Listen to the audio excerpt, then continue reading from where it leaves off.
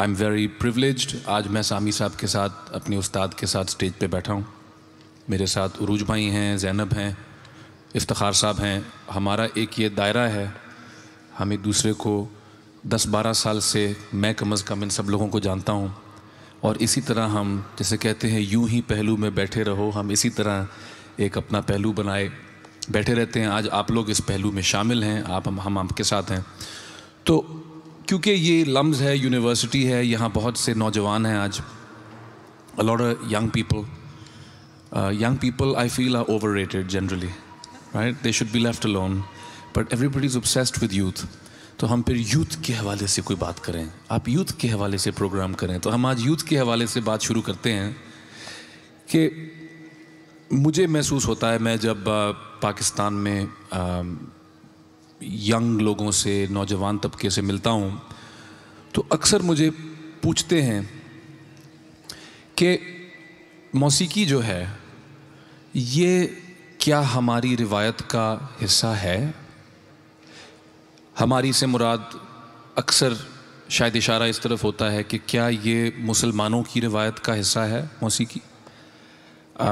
हमें सुनने को मिलता है, मुझे कम अज़ कम सुनने को बहुत मिला है। आई एम श्योर आप सब ने भी ये बातें सुनी हैं कि जी ये म्यूज़िक तो मुसलमानों के कल्चर का हिस्सा नहीं है, ये तो शायद जो कोई और कल्चर है वहाँ की चीज़ है।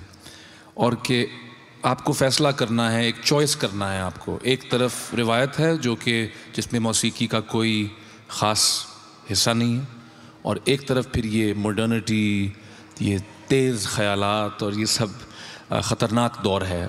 तो ये एक बाइनरी डिस्टिंक्शन है, आइदर और है, ब्लैक और वाइट है, आप अपनी चॉइस कर लीजिए। I think specially for young women who want to pursue music, ये सुनने को बहुत मिलता है। एक क्राइसिस सा अक्सर तारी हो जाता है। मैंने बहुत से गिफ्टेड बच्चे देखे। तो मैं आज इस मौजू से जान के ख़यालात को उजागर करना चाहूँगा।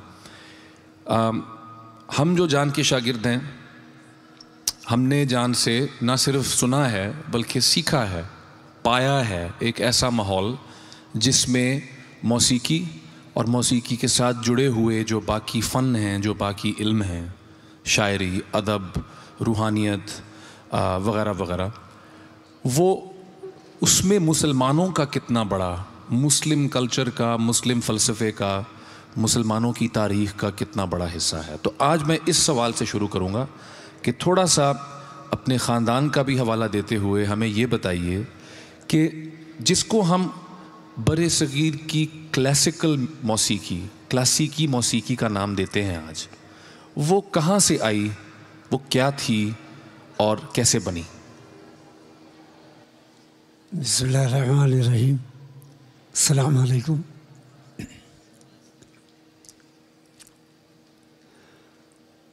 ये सवाल इस बात की तरफ इशारा है कि इसके कुछ हक़ाइक़ मैं आपके सामने बयान करूं। अगर आप तारीख़ उठाएं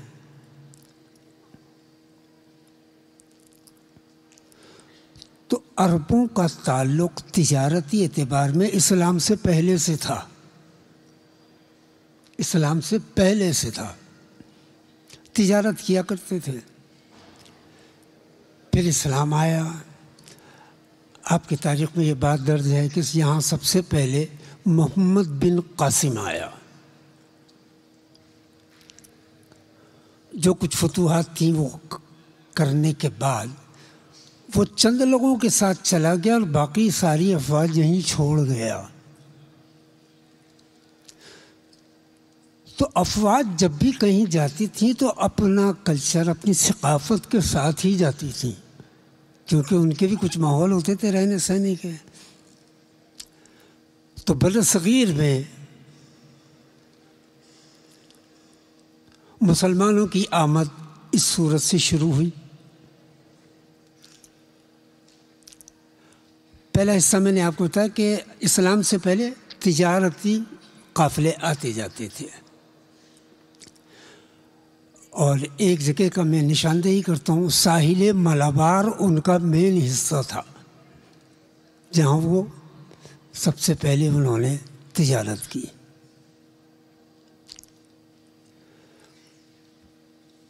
मोहम्मद बिन कासिम के बाद आहिस्ता आहिस्ता आहिस्ता करने के महमूद गज़नवी का दौर आया। वो तारीख़ आपको याद है। फिर जब हिंदुस्तान में मुसलमानों की हुकूमत कायम हुई,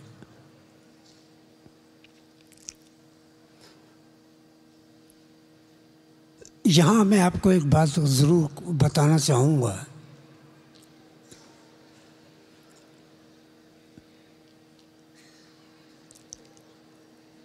कि मौजूदा बर्रे सग़ीर में जब हिंदुस्तान आए, ईरानी, अफ़गानी, तुर्क, अरब और दीगर इलाक़ों से। आज का तुर्क बहुत छोटा है, पहले कभी ये तुर्किस्तान का कहलाया करता था, बहुत बड़ा इलाक़ा था ये। तो उसमें समरकंद, बुखारा वगैरह ये सब तुर्क का हिस्सा था। तो एक तुर्क कहलाता था वो।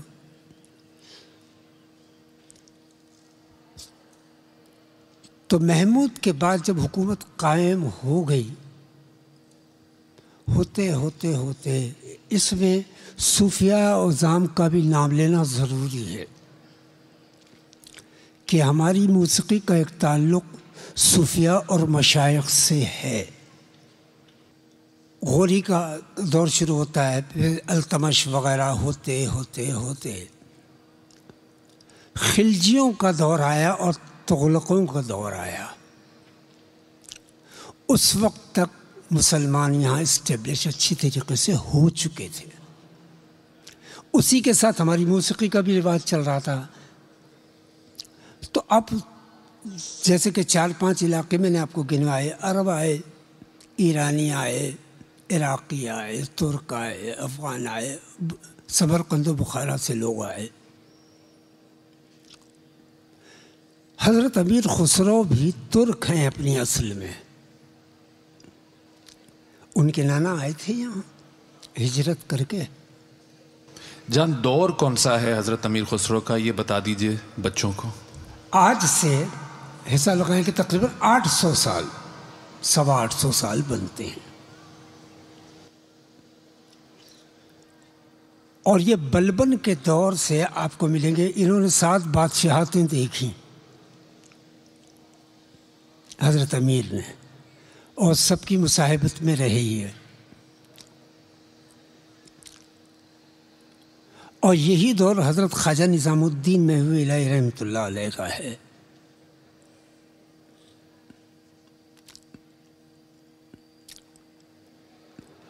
हज़रत ख्वाजा गरीब नवाज़ रहमतुल्लाह अलैह, उनके खलीफा ख्वाजा कुतुबुद्दीन बख्तियारी रहमतुल्लाह अलैह, उसके बाद बाबा फरीदुद्दीन मसूद गंजशकर, उनके मुरीद ख्वाजा निज़ामुद्दीन महबूब इलाही रहमतुल्लाह। तो तारीख़ को जब इस सूरतों से देखेंगे, क्योंकि बादशाही दौर था, तो इधर ये दोनों को मिलाकर देखेंगे तो उनको आसानी से बात समझ में आएगी।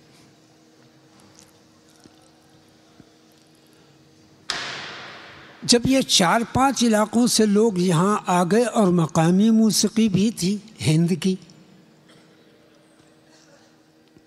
तो एक नई तहज़ीब ने, एक नए कल्चर ने जन्म लिया। जब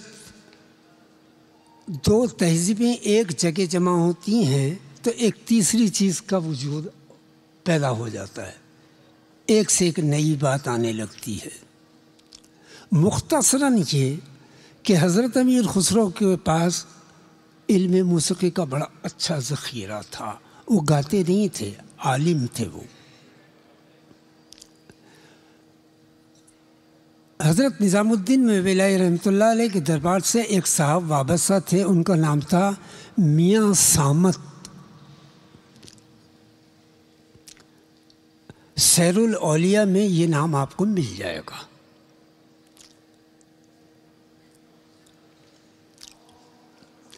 उनके पास अरबी इल्म फ़न था।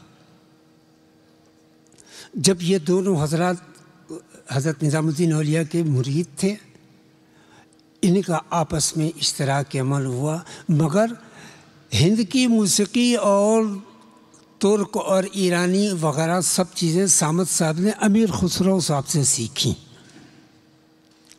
उनसे सीखी, और वो अकेले वाहिद शागिर्द थे हज़रत अमीर के।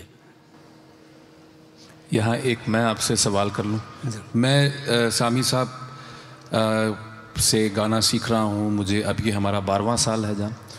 तो मैं जब भी टोक के कहता हूँ मैं एक सवाल कर लूँ, मुझे आपकी तरह सवाल करने की आदत है। तो सामी साहब कहते हैं कि सवाल करने वाले का मतलब होता है भीख मांगने वाला। मत मांग, जब आएगा तो मिल जाएगा। सवाल करने वाला साइल, साइल कहलाता है। साइल का मतलब है भिखारी। हम क्यों कर रहे हैं सवाल? हमको अता पर नज़र रखनी चाहिए कि हमें क्या दिया जा रहा है। हम मांगते रहेंगे, मिलता रहेगा, मज़ा नहीं आएगा। जान ये लम्ज़ है यहाँ तो मुझे अब भीख मांगते हुए मैं आपसे ये सवाल करना चाहूँगा कि हमें थोड़ा सा एक छोटा सा अगर आप डेमोन्स्ट्रेशन दे दें कि अगर मसलन हज़रत अमीर खुसरो जिनका ताल्लुक़ यहाँ से दिल्ली से था, और मियाँ सामत जो कि आपके आबाओ अजदाद में से हैं, उनके जो दौर की कुछ मौसीकी हमें कोई एक मिसाल सुना दीजिए, कुछ सुरों की मिसाल दे दीजिए, या उनकी जो सिन्फ है किसी मौसीकी की कि आज से 800 साल पहले जब पहली दफ़ा ये फ्यूजन हुआ तो किस चीज़ ने जन्म लिया। जब ये लोग हिंदुस्तान आए तो यहाँ का एक निज़ाम मौसीकी थी। निज़ाम मौसीकी ये था कि यहाँ पद और विषण पद पढ़े जाते थे मंदिरों में। एक मौसीकी का ख़ास एक तरकीब थी।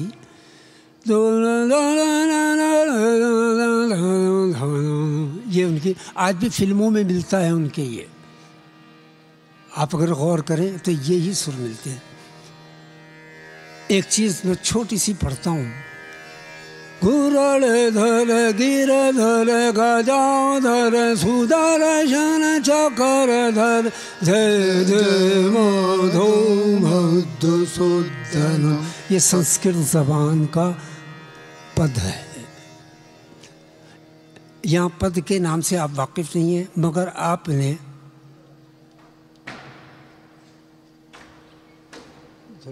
ध्रुपद का नाम तो ज़रूर सुना होगा। और आपके पास मैंने सुना था कुछ लोग अभी हिंदुस्तान से आए तो ध्रुपद गाया भी गया था यहाँ। ध्रुव और धार्व दो लफ्ज़ हैं। धार्व माने जंग, ध्रुव माने ठहराव। तो पद को ठहराव के साथ पढ़ा गया तो ध्रुपद उसे कहते हैं। जान हमें ध्रुपद की मिसाल छोटी सी दे दीजिए, छोटी सी मिसाल ध्रुपद की। ध्रुपद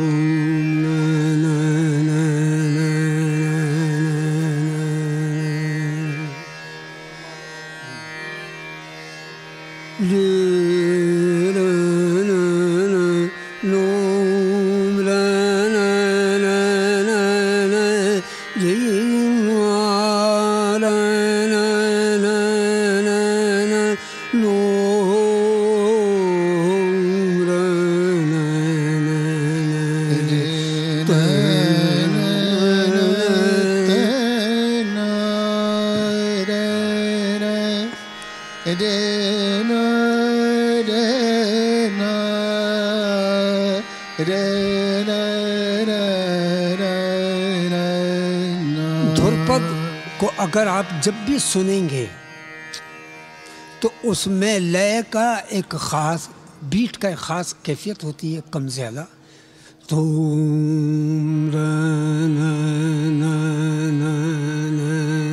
ये लय के पाबंद होते हैं, अच्छी बात। या मैं ये इसलिए कहता जा रहा हूँ कि आगे का हिस्सा जो आएगा, जब मैं ख्याल पे आऊँगा तो कुछ और बोलूँगा मैं। नो मवस दास